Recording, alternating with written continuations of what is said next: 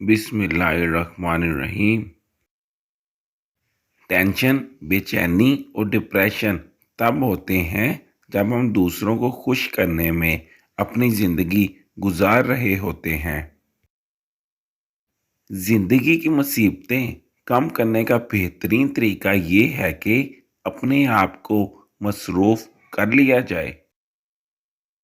ہم پرندوں کی طرح ہوا میں اڑنا اور مچھلی کی طرح پانی میں تیرنا تو سیکھ گئے ہیں، بس اب یہ سیکھنا باقی ہے کہ زمین پر انسانوں کی طرح کیسے رہیں۔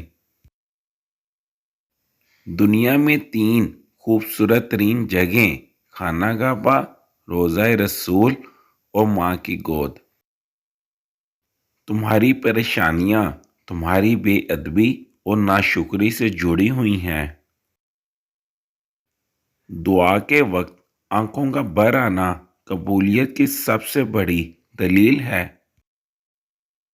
لوگوں پر ایک ایسا زمانہ آئے گا کہ روپیہ کے علاوہ کوئی چیز کام نہ دے گی۔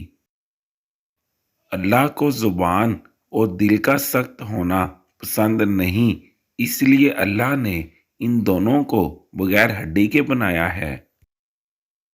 جب عقل مند بوڑھا ہوتا ہے تو اس کی عقل جوان ہو جاتی ہے، اور جب جاہل بوڑھا ہوتا ہے تو اس کی جہالت جوان ہو جاتی ہے۔ ہم لوگ نیک بننا نہیں، صرف نیک دکھنا اور نیک کہلانا چاہتے ہیں، اور یہ منافقت کا سب سے اعلیٰ درجہ ہے۔ جب رب راضی ہونے لگتا ہے تو بندے کو عیبوں کا پتہ چلنا شروع ہو جاتا ہے، اور یہی اس کی رحمت کی پہلی نشانی ہوتی ہے۔ یقین جانو، اللہ زیادتی کرنے والوں کو پسند نہیں کرتا۔ نیک عورت اگر خود کو مضبوط بنا لے تو اللہ پاک اس کی عزت کو ہمیشہ پردے میں رکھتا ہے۔ جن گھروں کے فیصلے عورتیں کریں، بربادی ان کا مقدر ہوتی ہے۔ عورت کھلونا نہیں ہے، وہ اللہ کی بنائی ہوئی ایک خوبصورت نعمت ہے جو موت کی گود میں جا کے ایک زندگی کو جنم دیتی ہے۔